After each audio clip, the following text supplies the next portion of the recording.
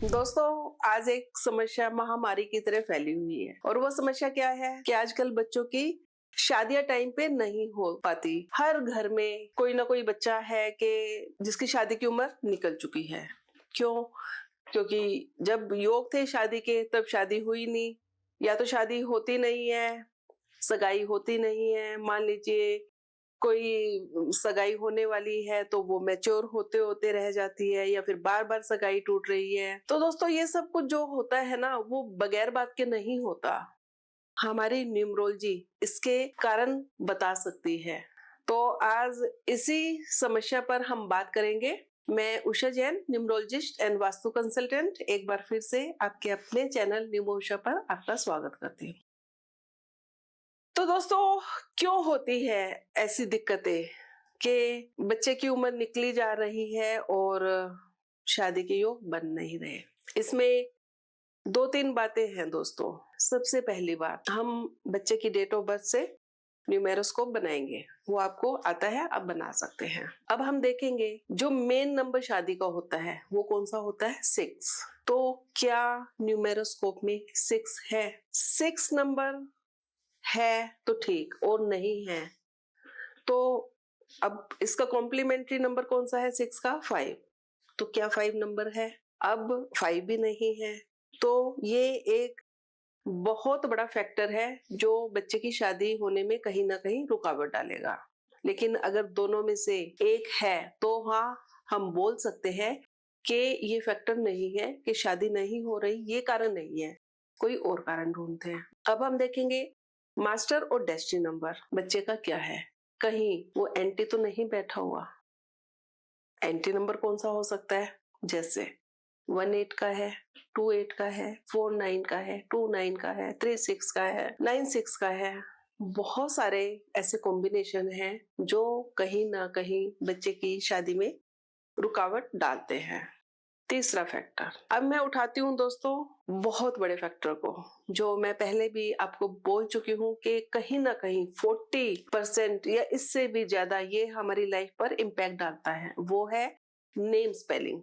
अगर हमारी name spelling या हमारा जो नेम का जो वैल्यूएशन है वो कोई ऐसे नंबर पर बैठी है जो हमारे मास्टर और डेस्टिनी नंबर के एंटी बैठा है, अपोजिट बैठा है। जैसे मान लीजिए हमारा नंबर जो नाम का जो कैलकुलेशन आता है वो 8 आ गया और हमारा जो मास्टर नंबर है वो 1 पे बैठा है, तो हो गया एंटी।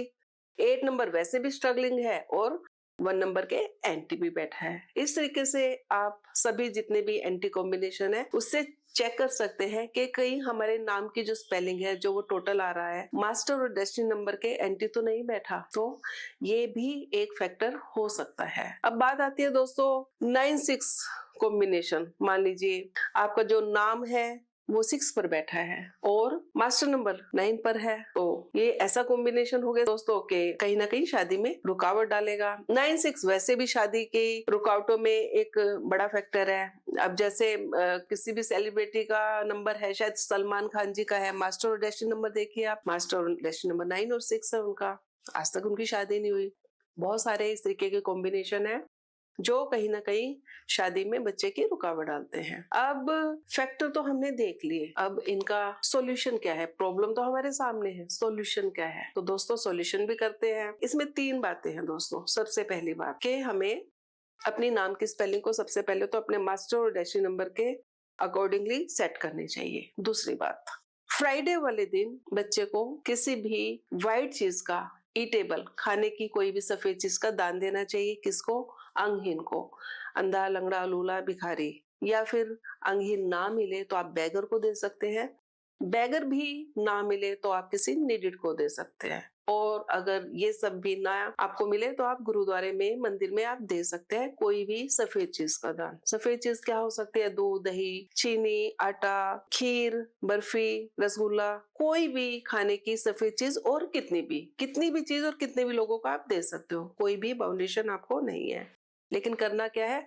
हर फ्राइडे को करना है, दिन छिपने से पहले करना है। हमेशा हाथ में गोल्डन मेटल स्ट्रैप आपको पहननी है। ये भी कहीं ना कहीं इनडायरेक्ट रेमेडी है वीनस की। 6 यानी कि वीनस, जो कि हमें देता है लग्जरी, ग्लैमर, पैसा और इसके साथ साथ फैमिली का ये नंबर माना जाता है, शादी का ये नंबर माना जाता है। तीसरी रेमेडी ये हो गई दोस्तों।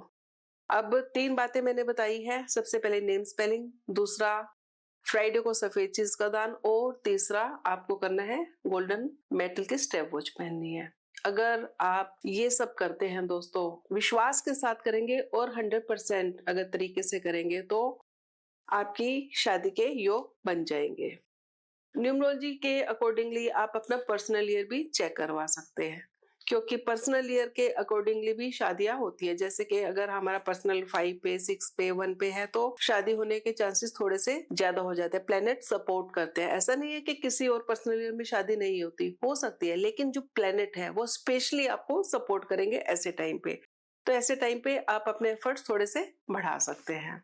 अब ये तो हुई न्यूमरोलॉजी की बात दोस्तों, लेकिन अगर मैं करती हूँ वास्तु की बात, तो जिन बच्चों की शादी नहीं हो रही तो उनको कोशिश कीजिए नॉर्थ वेस्ट में वो सोए। नॉर्थ वेस्ट में, अब आप लगता है आपको कि नॉर्थ वेस्ट में तो जगह नहीं है हमारे पास, हमारा रूम ही नहीं है, तो फोल्डिंग बेड जो होते हैं वो लेके सो जाए, टेम्परेरी गद्दा डाल के सो जाए। नॉर्थ वेस्ट नहीं है तो नॉर्थ में सो जाए, नॉर्थ भी नहीं है तो वेस्ट में सो जाए। 3 डायरेक्शन ऐसी है दोस्तों कि आपकी जो शादी के योग है, आपके बच्चों की शादी के जो योग है वो बढ़ाने में उनकी हेल्प करेगी। कभी भी ऐसे बच्चों को साउथ में या साउथ वेस्ट में या नॉर्थ ईस्ट में नहीं सोना चाहिए, क्योंकि कहीं ना कहीं ये उनकी शादी में रुकावट डालते हैं। तो दोस्तों ये सब जानकारी ऐसे बच्चों के लिए जिनकी शादी लेट है या हो नहीं रही या बार बार सगाई टूट रही है, मैच्योर नहीं हो रही, तो ये सब रेमेडी करेंगे और ये सब फिल्टर लगाएंगे तो मुझे लगता है कि हाँ, साल 6 महीने के अंदर आपको अच्छी खबर मिल जाएगी। आज की वीडियो दोस्तों आशा करती हूँ आपको पसंद आई होगी, और पसंद आई है तो सब्सक्राइब भी कीजिएगा, लाइक भी कीजिएगा और शेयर भी जरूर कीजिएगा। नेक्स्ट वीडियो में फिर से आपकी रोजमर्रा से रिलेटेड किसी भी टॉपिक को लेकर मैं हाजिर होती हूँ। तब तक के लिए नमस्कार।